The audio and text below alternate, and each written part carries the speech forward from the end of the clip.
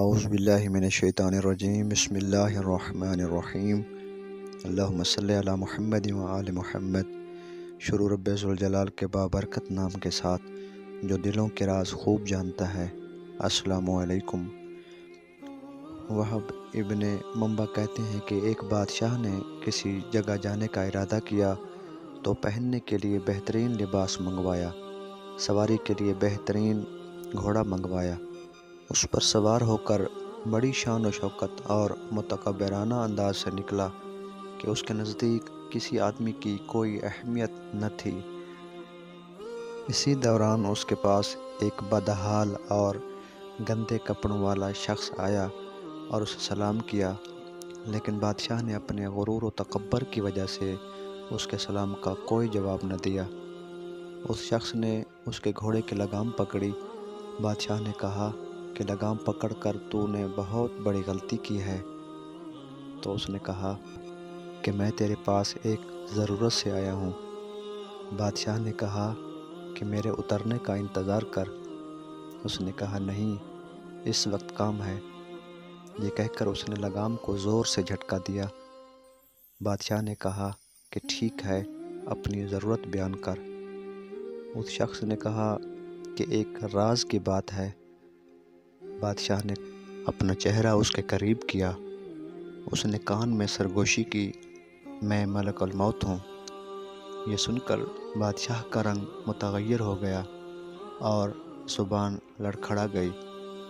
وہ کہنے لگا مجھے اتنی مہلت دے کہ میں گھر واپس جاؤں اور اپنی بعض ضروریات پوری کر لوں اور اپنے اہل و عیال کو الوداع کہہ دوں۔ ملک الموت نے کہا کہ اب اس کی اجازت نہیں، اب کبھی تو اپنے گھر والوں کو اور اپنے مال و متاع کو نہیں دیکھ سکے گا۔ یہ کہہ کر ملک الموت نے اس کی روح قبض کر لی اور وہ سواری سے بے جان لکڑی کی طرح زمین پر گرا۔ ایک بندہ مومن سے ملک الموت کی ملاقات ہوئی۔ ملک الموت نے اس بندہ مومن سے کہا کہ مجھے تم سے ایک راز کی بات کہنی ہے۔ اس نے کہا ضرور کہو۔ ملک الموت نے کہا کہ میں ملک الموت ہوں۔ اس نے کہا خوش آمدید، آپ سے ملنے کا مجھے بہت شوق تھا۔ ملک الموت نے کہا کہ جو کام تو نے کیا ہے وہ پورا کر لو۔ اس شخص نے کہا مجھے خدا کی ملاقات سے زیادہ کوئی کام محبوب نہیں، آپ میری روح قبض کر لیں۔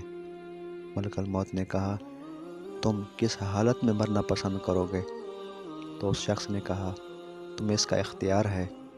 ملک الموت نے کہا تم جس حالت میں مرنا پسند کرو گے میں اسی حالت میں تمہاری روح قبض کروں گا۔ اس شخص نے کہا میں سجدہ کی حالت میں مرنا چاہتا ہوں۔ اس نے خدا کے ہاں سر سجدہ میں رکھ دیا اور ملک الموت نے اس کی روح قبض کر لی۔ حضرت ابراہیم علیہ السلام نے ملک الموت سے دریافت کیا کہ اگر ایک آدمی مشرق میں ہو اور دوسرا آدمی مغرب میں ہو اور دونوں کا وقت ایک ہی ہو تو تم روح کیسے قبض کرتے ہو؟ یا جہاں وبا پھیلی ہو یا جنگ ہو رہی ہو تو تم کیا کرتے ہو؟ انہوں نے کہا کہ اللہ کے حکم سے روحوں کو بلاتا ہوں اور وہ میری انگلیوں کے درمیان سما جاتی ہیں تو میں انہیں قبض کر لیتا ہوں۔